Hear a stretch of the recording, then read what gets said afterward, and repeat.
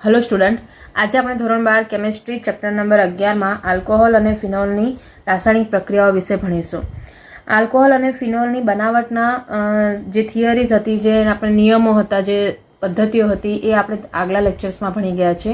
હવે આપણે આ લેક્ચર્સમાં આલ્કોહોલ અને ફિનોલની રાસાયણિક પ્રક્રિયાઓ જે કોમન છે એની આપણે વાત કરીશું। પહેલા તો સૌથી પહેલા તો આલ્કોહોલ અને ફિનોલ એ બંનેની અંદર કોમન વસ્તુ જે છે એ છે OH ક્રિયાશીલ સમૂહ, જે એક કાર્બન સાથે જોડાશે। આ કાર્બન એલિફેટિક પણ હોઈ શકે છે, અને એલિફેટિક હોય તો એ શું બનાવશે? આલ્કોહોલ।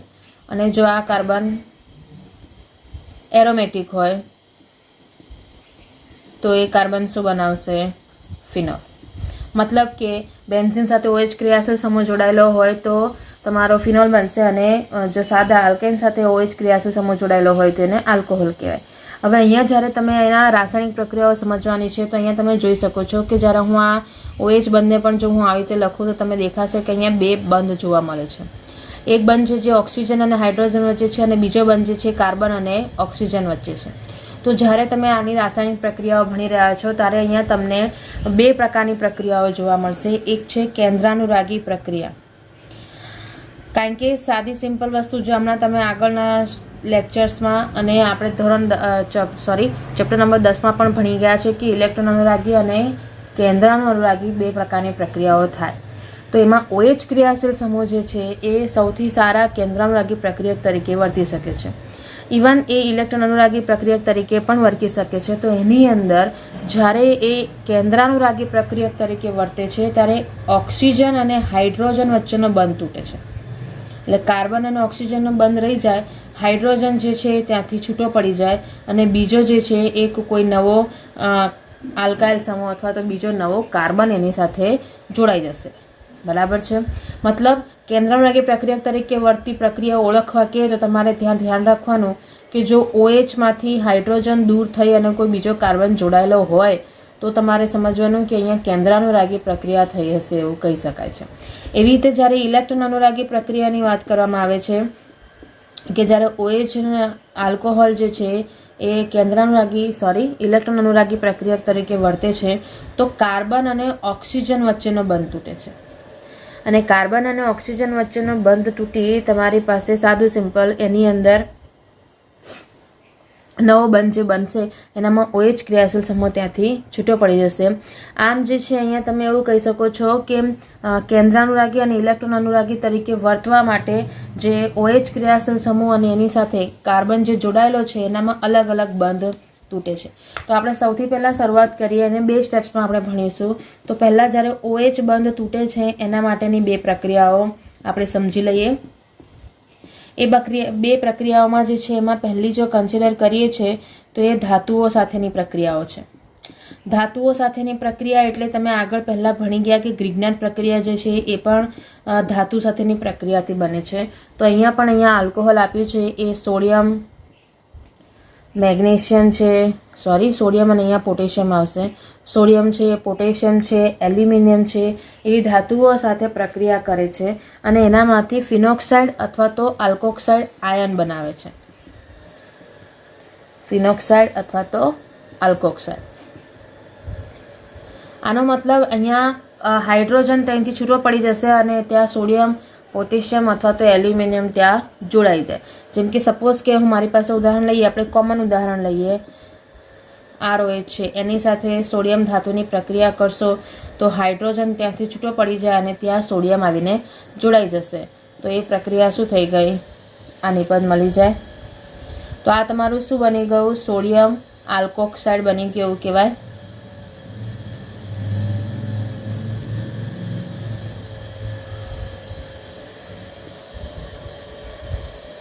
એવી જ જો પ્રોસેસ તમે સપોઝ કે આપણે 3 એલ્યુમિનિયમ સાથે કરીએ, ફિનોલની આપણે પછી જોઈએ। 6 મોલ હું લઉં છું CH3, CCH3, CCH3। આ ઉદાહરણ તમને ચોપડીમાં પણ આપી દીધા છે, એ જ ઉદાહરણ આપણે લઈએ છીએ અહીંયા। આ જે છે તો આપણે જાણીએ છીએ કે એલ્યુમિનિયમ જે છે એ આમ સામાન્ય રીતે 3 બંધ બનાવી શકે છે, અને એનામાં તમારી એલ્યુમિનિયમ સાથે જોડાણ કરીએ છીએ તો અહીંયા મેં 6 મોલ લીધા છે અને અહીંયા 2 જ એલ્યુમિનિયમ છે, એટલે 2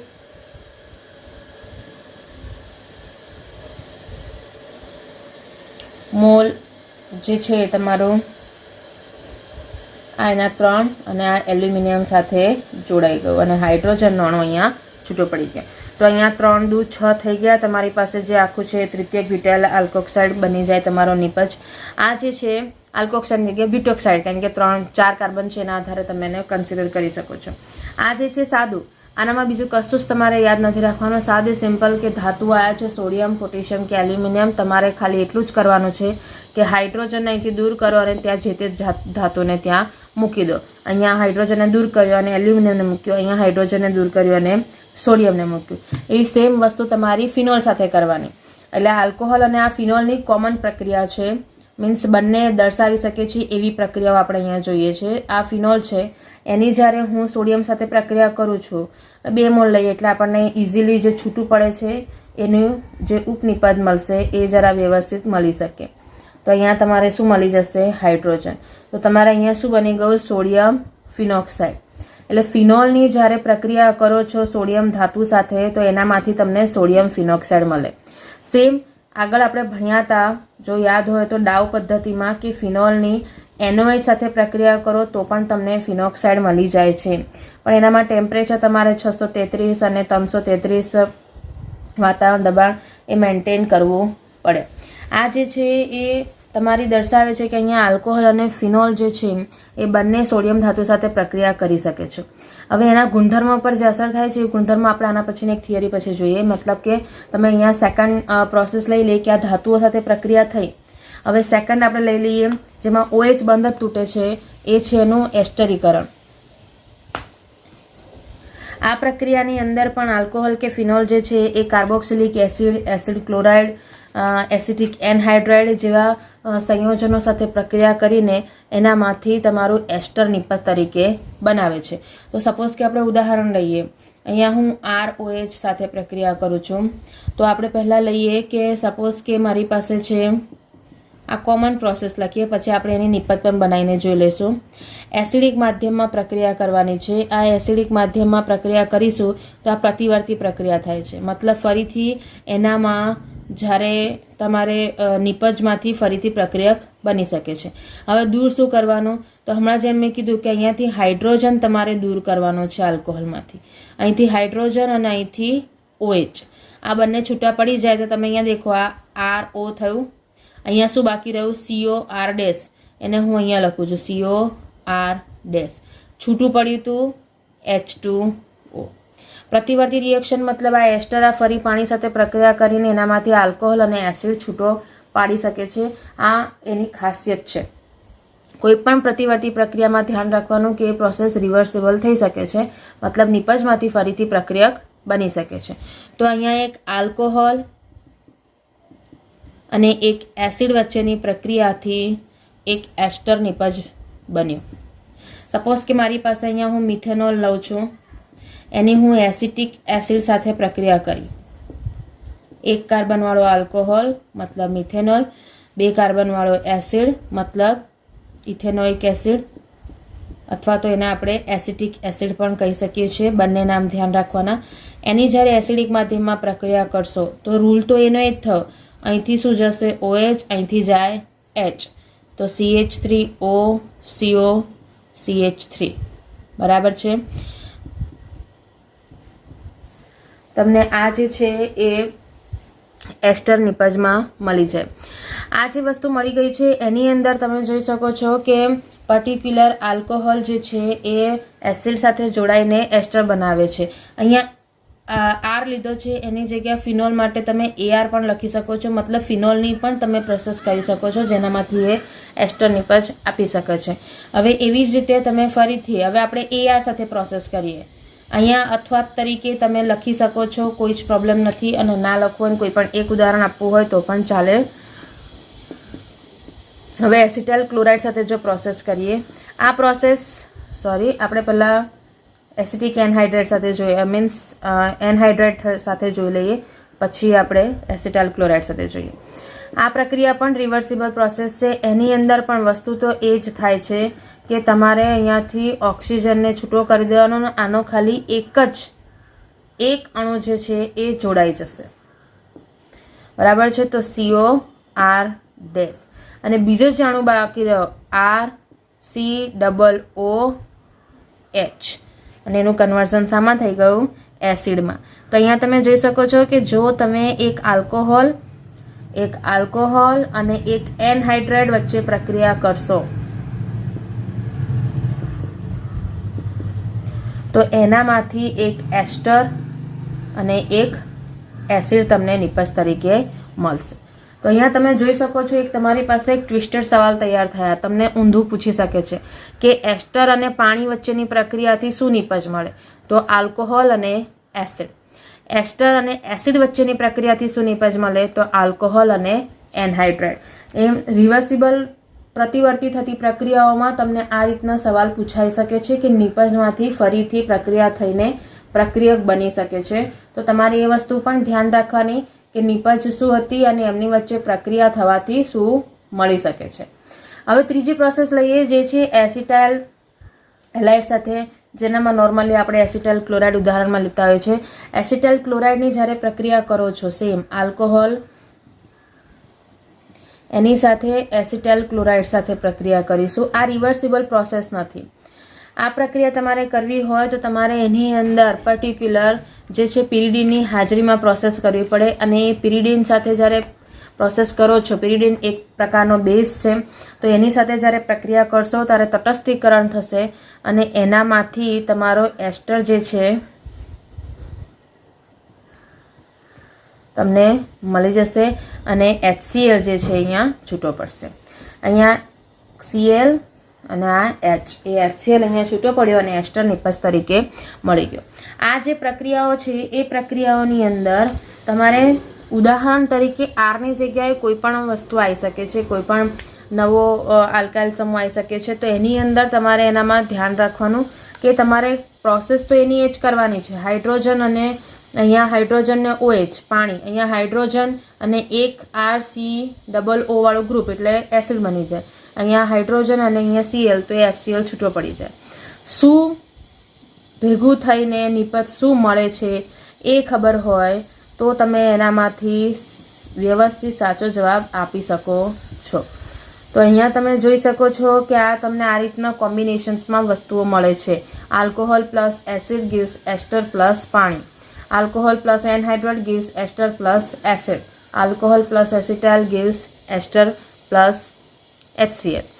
આ જે વસ્તુ થઈ છે એના જ આધારે જ્યારે તમે જે પ્રચલિત ઉદાહરણ જો લઈએ છીએ અથવા તો પ્રચલિત જે નામ તમે સાંભળ્યું હશે એ છે સેલિસિલિક એસિડની. જ્યારે તમે સેલિસિલિક એસિડ એટલે કે એસિડ અને OH આ બે ગ્રુપનું કોમ્બિનેશન છે.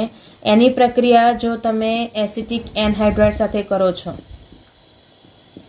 એસિટિક એનહાઇડ્રાઇડ અને આ શું છે? Salicylic acid. સેલિસિલિક એસિડની એસિટિક એનહાઇડ્રાઇડ સાથે પ્રોસેસ કરો છો તો અહીંયા ધ્યાન રાખવાનું છે પ્રક્રિયા ખાલી થશે જે જગ્યાએ OH ક્રિયાશીલ સમૂહ છે ત્યાં. COOH ગ્રુપને કંઈ પણ થાય નહીં એટલે તમારે ખાલી COOH ગ્રુપ લખી કાઢવાનું ને અહીંયા રૂલ તો એનો જ.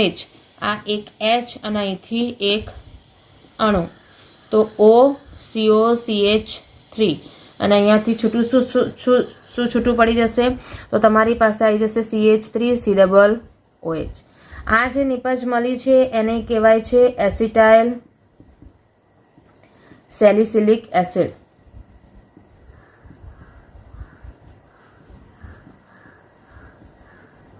અને બીજું શું છૂટું પડી ગયું? Acetic acid. આ જે એસિટાઇલ સેલિસિલિક એસિડ જે છે એને જ એસ્પિરિન કહેવાય છે. મતલબ કે આ એસ્પિરિનનું બંધારણ છે. COOH ગ્રુપ બેન્ઝેન ઉપર અને ઓર્થો સ્થાન ઉપર OCOCH3 મતલબ કે એક એસ્ટરનો ક્રિયાશીલ સમૂહ.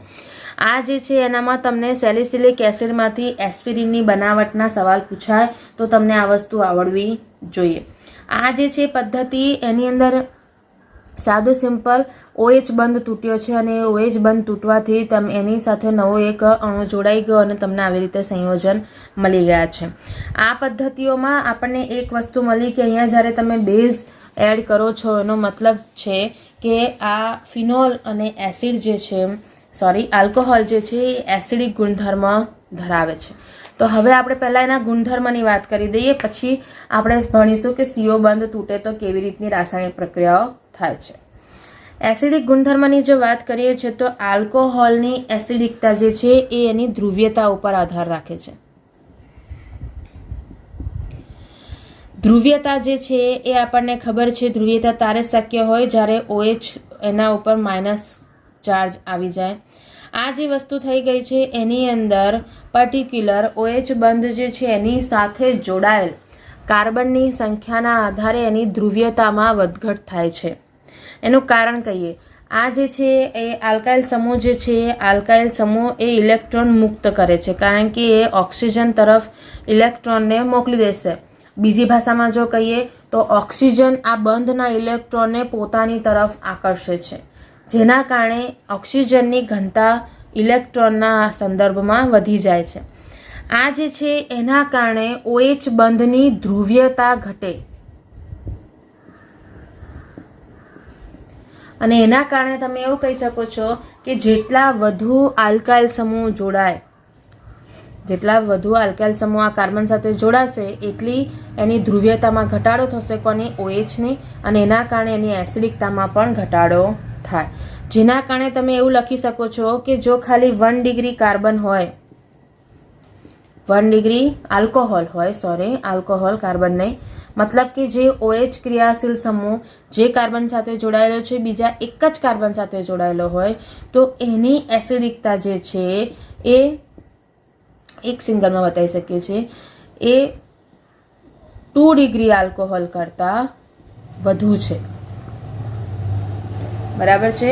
અહીંયા જેમ કીધું એમ કે જેટલો તમારો આલ્કોહોલ જોડાયેલા કાર્બન ઉપર આલ્કાઇલ સમૂહની સંખ્યા વધશે એટલી એની એસિડિકતા ઘટશે.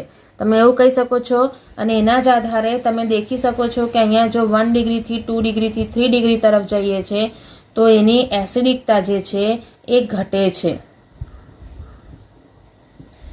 એનું કારણ કહી દીધું, જે ઇલેક્ટ્રોન આપનાર આ ક્રિયાશીલ સમૂહ તમે મૂકો છો એ ઇલેક્ટ્રોન આપનાર, એટલે કે એની અંદર ઇલેક્ટ્રોન મેળવવાની જગ્યા આપવાની ક્ષમતા વધારે છે. તો અહીંયા ઇલેક્ટ્રોન આપનાર આલ્કાઇલ સમૂહની સંખ્યા જેમ જેમ વધે છે એમ OHની ધ્રુવીયતામાં ઘટાડો થતો જાય છે અને એસિડિકતા ઘટે છે. તો તમારી પાસે જવાબ છે કે 1 ડિગ્રી, 2 ડિગ્રી અને 3 ડિગ્રી આલ્કોહોલમાં 1 ડિગ્રીથી 3 ડિગ્રી તરફ જતા એસિડિકતામાં ઘટાડો થાય છે. આ જે વસ્તુ થઈ છે એની અંદર પર્ટિક્યુલર જો તમે ધ્યાન કરો તો ખરેખર આ કેમ થયું હશે એનું કારણ છે એકલૌતું એક જ કારણ છે, એ છે આલ્કાઇલ સમૂહની ઇલેક્ટ્રોન આપવાની ક્ષમતા.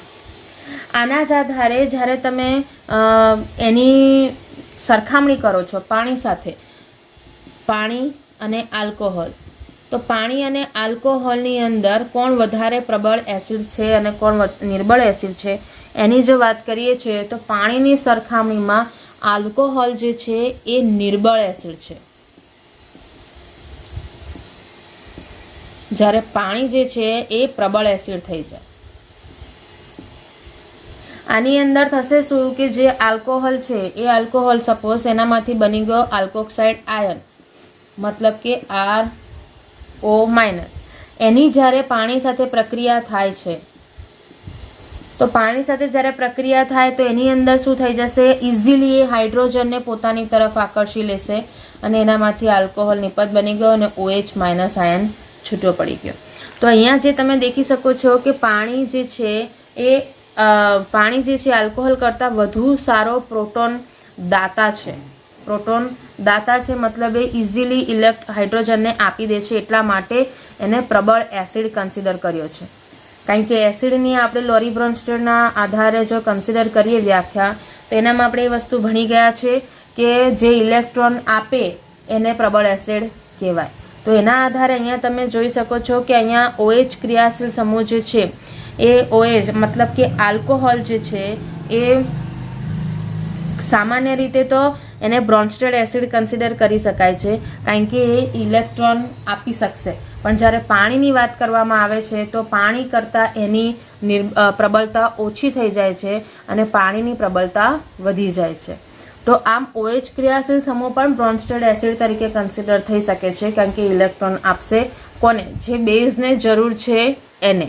પણ જ્યારે તમે એક બીજા જ એસિડ સાથે એની કમ્પેરિઝન કરો છો તો પાણી જે છે એ પ્રબળ એસિડ થાય અને આલ્કોહોલ જે છે એ નિર્બળ એસિડ થાય. આવી જ રીતે જો હું ફિનોલ માટે કન્સિડર કરું તો ફિનોલમાં શું થશે? તો ફિનોલ માટે સમજીએ તો ફિનોલની જ્યારે ધાતુઓ સાથે પ્રક્રિયા કરો છો તો સૌથી પહેલી વસ્તુ તો એ જ આવી જાય કે ફિનોલ જે છે એનામાં બેન્ઝીન સાથે એ જોડાયેલો છે. તો જે વસ્તુ આલ્કોહોલમાં નથી થતી એ વસ્તુ ફિનોલમાં થઈ શકે છે, અને એ છે સ્પંદન સૂત્રો. બરાબર છે. એના સ્પંદન સૂત્રો મળવાના કારણે, સ્પંદન અસરના કારણે કમ્પેરિઝનમાં આલ્કોહોલ કરતાં ફિનોલની સ્થાયીતા વધી જ જાય છે કોઈ પણ સંજોગોમાં. તો અહીંયા જ્યારે તમે એની વાત કરો છો તો જ્યારે એ બેઝ સાથે પ્રક્રિયા કરે છે, મીન્સ NaOH સાથે એને પ્રક્રિયા કરીને સોડિયમ ફિનોક્સાઇડ આયન આપ્યો હતો, એ આપણે વસ્તુ સમજ્યા હતા. NaOH સાથે પ્રક્રિયા કરી તો એનામાંથી શું મળી ગયું? સોડિયમ ફિનોક્સાઇડ આયન મળી ગયો. આ જે પ્રક્રિયા થઈ છે એનામાં તમે બેન્ઝીન જે છે એનામાં આપણે એવું કન્સિડર કરી શકાય, જેમ કે હું કમ્પેર કરું તો હું ROHમાં આ ઇલેક્ટ્રોન આપનાર સમૂહ છે. કોણ? R.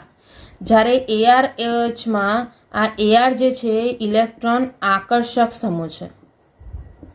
એનો મતલબ શું થયો કે અહીંયા OH પાસેથી પણ ઇલેક્ટ્રોન પોતાની તરફ આકર્ષવાનું કામ કરશે. કોણ? બેન્ઝીનનું કેન્દ્ર.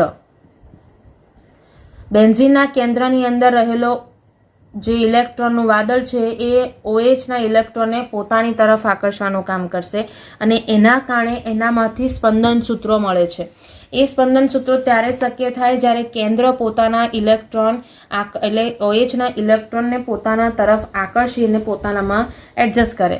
તો જ્યારે OH તમે કન્સિડર કરો છો તો ફિનોલના સ્ટ્રક્ચર્સ આપણે પહેલાં પણ ભણ્યા હતા, પણ તમે એને જોઈ શકો છો કે જ્યારે એનામાંથી આ ઇલેક્ટ્રોન શિફ્ટ થશે. તમે સામાન્ય રીતે જાણો છો કે ઓક્સિજન પાસે નોર્મલી 6 ઇલેક્ટ્રોન બાકી રહેતા જ હોય. બરાબર છે? 6 ઇલેક્ટ્રોન. એ 6 ઇલેક્ટ્રોનમાંથી એ 2 ઇલેક્ટ્રોન કોને આપી દે છે? આ બંધને આપે. તો આ બંધ જે છે એ અહીંથી શિફ્ટ થઈ જાય. બરાબર છે? કારણ કે શું થયું? 2 ઇલેક્ટ્રોન, અહીંયા 4 ઇલેક્ટ્રોન છે, 6 ઇલેક્ટ્રોન, એનામાંથી એ 2 ઇલેક્ટ્રોન એ બેન્ઝીન તરફ આકર્ષાયા, એ હિસાબે અહીંયા દ્વિબંધમાં કન્વર્ટ થઈ ગયા. હવે અહીંયા આપણે જાણીએ છીએ, પહેલા પણ આપણે સ્પંદન સૂત્રો લખ્યા છે એ હિસાબે, કે અહીંયા હવે માઇનસ ચાર્જ જે છે એ માઇનસ ચાર્જ એક કાર્બન છોડીને બીજા કાર્બન ઉપર ગોઠવાઈ જાય અને દ્વિબંધ તમારું ટ્રાન્સફર થાય. અહીંયા જશે અને આ અહીંયા જાય. ક્લિયર છે? તો હવે જ્યારે તમે જોશો તો તમને એના સ્પંદન સૂત્રો જોવા મળશે, અને એ સ્પંદન સૂત્રોમાં તમે જોઈ શકશો કે ધીરે ધીરે માઇનસ ચાર્જ જે છે એ ફરીથી પોતાની ઓરિજિનલ જગ્યાએ જતો રહેશે, અને OH જે એટલે કે ફિનોલ જે છે એ ફિનોલનું સ્ટ્રક્ચર કમ્પ્લીટ થઈ જશે. પણ એ ફિનોલના સ્ટ્રક્ચરમાં તમે જોઈ શકો છો કે પહેલું સ્ટ્રક્ચર અને બીજા સ્ટ્રક્ચરના અંદરના દ્વિબંધના સ્થાન બદલાઈ ગયા છે. આ સ્પંદન સૂત્રોના કારણે જ તમે એવું કહી શકો છો કે એની જે એસિડિકતા છે, અથવા તો તમે એવું કહી શકો કે એનામાંથી જેની પ્રક્રિયા કરવાની, ઓક્સિજનમાંથી હાઇડ્રોજનને છૂટા કરવાની ક્ષમતા છે એ વધારે છે. અને એટલા જ માટે ફિનોલમાંથી જે ફિનોક્સાઇડ આયન બને છે, મતલબ કે હાઇડ્રોજનને છૂટો કરી દીધો અને એનામાંથી ખાલી ઓક્સિજન બાકી રહે છે. એ ફિનોક્સાઇડ જે આયન છે એ પણ સ્પંદન સૂત્રો દર્શાવે છે. અને એ જે ફિનોક્સાઇડ જે આયન જે છે એ સામાન્ય રીતે આલ્કોહોલની જે પ્રોસેસ થઈ છે એના કરતાં વધુ ક્રિયાશીલતા દર્શાવે છે. આની અંદર વાત કરીએ તો સાદું સિમ્પલ, જો એરોમેટિક વલય સાથે જોડાયેલ હાઇડ્રોક્સાઇલ સમૂહની વાત કરીએ છીએ તો એ આલ્કાઇલ સમૂહ સાથે જોડાયેલા હાઇડ્રોક્સાઇલ આયન કરતાં વધુ એસિડિક છે. અને એનું કારણ સાદું સિમ્પલ આ જ આવી ગયું, તમારા સ્પંદન સૂત્રો. અહીંયા તમે એવું પણ સમજી શકો છો કે અહીંયા ફિનોલમાં ઓક્સિજન જે કાર્બન સાથે જોડાયેલો છે એ કાર્બનનું સંકરણ કેટલું હશે? sp2. જ્યારે આલ્કોહોલમાં જોડાયેલા કાર્બન છે, મીન્સ જે કાર્બન સાથે જોડાયો છે એનું સંકરણ શું છે? sp3. અને sp2 સંકરણના કારણે એ ઓક્સિજનની વિદ્યુત ઋણતામાં વધારો થાય છે. આ બધી કન્ડિશનના આધારે આપણે જે ફાઇનલ નિષ્કર્ષણ પર નીકળ્યા છે એ ફાઇનલ નિષ્કર્ષણ આટલું જ છે કે ફિનોલ જે છે એની એસિડિકતા સૌથી વધારે છે, અને એ તમે આવી રીતે લખી શકો છો કે સૌથી વધારે ફિનોલની એસિડિકતા, પછી પાણીની એસિડિકતા અને છેલ્લે આલ્કોહોલની એસિડિકતા. બરાબર છે? આ એસિડિકતાનો ક્રમ છે. આ ક્રમ ખાસ ધ્યાન રાખવાનું. તમને કોઈ પણ કમ્પેરિઝન પૂછાય છે ત્યારે આ વસ્તુ ધ્યાન રાખવાની. એની અંદર નોર્મલી તમારી પાસે તમે એપ્રોક્સિમેટલી એવો આંકડો કહી શકો છો, અંદર આંકડાકીય જે માહિતી આપી દી છે એના આધારે, કે ફિનોલ જે છે એ ઇથેનોલ કરતાં 10 લાખ ગણો વધુ એસિડિક છે. ફિનોલ ઇથેનોલ કરતાં, આલ્કોહોલની પર્ટિક્યુલર ઉદાહરણ આપી દીધું કે ઇથેનોલ કરતાં એ 10 લાખ ગણો વધુ એસિડિક છે. ફિનોલમાં હજુ પણ એક વસ્તુ ખાસિયત થઈ ગઈ, એ વસ્તુ છે કે જ્યારે તમે જેમ આલ્કોહોલમાં કીધું હતું કે ઇલેક્ટ્રોન દાતા આપનાર અથવા તો ઇલેક્ટ્રોન દાતા સમૂહ, જેને આપણે શું કન્સિડર કરીએ છીએ, આલ્કાઇલ સમૂહ. એ આલ્કાઇલ સમૂહ હોય તો એસિડિકતા હંમેશા ઘટે. એ જ વસ્તુ ફિનોલમાં પણ થાય છે કે જો ફિનોલમાં પણ ઇલેક્ટ્રોન દાતા સમૂહની હાજરી હશે તો એની એસિડિકતા ઘટશે. સપોઝ કે જેમ કે ફિનોલની અંદર જો વાત કરીએ છીએ તો એ તમારું આવી જાય ક્રેસોલ. ક્રેસોલની અંદર ઓર્થોક્રેસોલ અને પેરાક્રોસોલ, એની અંદર તમે કન્સિડર કરી શકો છો કે મિથાઇલ ગ્રુપની હાજરીના કારણે એની એસિડિકતા જે છે એ ફિનોલ કરતાં ઓછી છે. ફિનોલની એસિડિકતા જે છે એ ક્રેસોલ કરતાં વધારે છે. ક્લિયર છે? અને એવી જ રીતે જો અહીંયા વાત કરું છું કે ઇલેક્ટ્રોન આકર્ષક સમૂહની હાજરી હોય, ઇલેક્ટ્રોન આકર્ષક, જેમાં તમે આપણે કન્સિડર કરી શકીએ છીએ કે સપોઝ નાઇટ્રો ગ્રુપ, તો એ એસિડિકતા વધારે. મતલબ અહીંયા જો હું કોઈ નાઇટ્રો વ્યુત્પન્ન ધરાવતો સંયોજન હશે તો એની એસિડિકતા અહીંયા વધારે હશે. આ જે છે એક કમ્પેરિઝનના દાખલા થિયરી છે. તમારે નીટ જેઈમાં પણ આ વસ્તુ પૂછાઈ શકે છે, તમારા બોર્ડની સવાલોમાં પણ પૂછાઈ શકે છે. આ કમ્પેરિઝનના સવાલો છે જેની અંદર તમારું એકનું કમ્પેરિઝન બીજા જોડે એક કોમન ગુણધર્મ પર કરવાનું છે. અહીંયા જે કોમન ગુણધર્મ હતો એ છે એસિડિકતાનો ક્રમ. સૌથી પહેલું જવાબ આવ્યો ફિનોલ એ પાણી કરતાં વધુ એસિડિક છે, પાણી એ આલ્કોહોલ કરતાં વધુ એસિડિક છે. ફિનોલ અને આલ્કોહોલ બંનેની અંદર આ વસ્તુ છે કે ઇલેક્ટ્રોન દાતા સમૂહ જો હાજર હશે તેની એસિડિકતામાં ઘટાડો થશે, અને ફિનોલમાં જો કોઈ ઇલેક્ટ્રોન આકર્ષક સમૂહ હાજર હશે તેની એસિડિકતામાં વધારો થશે. તો તમને અહીંયા નાઇટ્રોવાળો સાદો ફિનોલ અને કોઈ પણ આલ્કાઇલ સમૂહવાળો ફિનોલનું જ્યારે સવાલ પૂછે છે, કમ્પેર કરવાનું તમને કહે છે, ત્યારે એની અંદર તમારે એ વસ્તુ ધ્યાન રાખવાની છે કે સૌથી પહેલાં કમ્પેરિઝન કોનું છે, કયા ક્રિયાશીલ સમૂહ છે, ઇલેક્ટ્રોન આકર્ષક છે કે ઇલેક્ટ્રોન દાતા છે, અને પછી તમે એનું કમ્પેર કરી શકો છો. આનામાં તમને કોડો પણ આપી દીધો છે, લખાણ સંબંધિત સવાલમાં પણ મળશે અને સ્વાધ્યાયમાં પણ આના સવાલો મળશે, જેને તમે સોલ્વ કરીને આઈડિયા મેળવી શકો છો કે ખરેખર આ એસિડિકતાના કોન્સેપ્ટમાં કોણ પહેલાં આવશે અને કોણ પછી આવશે. પણ હંમેશા ધ્યાન રાખવાનું છે એરિન સંયોજનોનું કમ્પેરિઝન જ્યારે એરિન સાથે જ કરવામાં આવે છે તો જવાબ બદલાય. આલ્કોહોલ જે છે એનું કમ્પેરિઝન સાદા બીજા આલ્કિલ હેલાઇડ છે, સાદા આલ્કેન છે, એની સાથે પણ બદલાશે. છેલ્લે જ્યારે તમે આખું ઓર્ગેનિક ભણી જશો ત્યારે તમારી પાસે કોમન સવાલ થશે કે એમાં કમ્પેરિઝન એક આલ્કેન, એક આલ્કિલ હેલાઇડ, એક આલ્કોહોલ અને એક એમાઇન, એક એસિડ, એ બધાનું એક સાથે તમને પૂછી શકે છે. એવા ઘણા ગુણધર્મો છે કે જેની અંદર એક કોમન ઉદાહરણ મીન્સ કોમન ગુણધર્મમાં તમે આ બધાનું કમ્પેરિઝન કરી શકો છો. એ વસ્તુ આપણે જ્યારે આ ચેપ્ટર્સ પતી જશે, આલ્કોહોલનું થઈ જશે, એસિડના ચેપ્ટર્સ થઈ જશે, એમાઇનના ચેપ્ટર્સ થઈ જશે, એના પછી આ વસ્તુ ભેગું કન્સિડર કરીશું. ત્યાં સુધી આટલું જેટલું પણ થયું છે એનામાં ગુણધર્મોના હિસાબમાં તમે એની પ્રેક્ટિસ કરો અને એના આધારે તમે એના જવાબ ક્લિયર કરો કે કેવી રીતે થશે.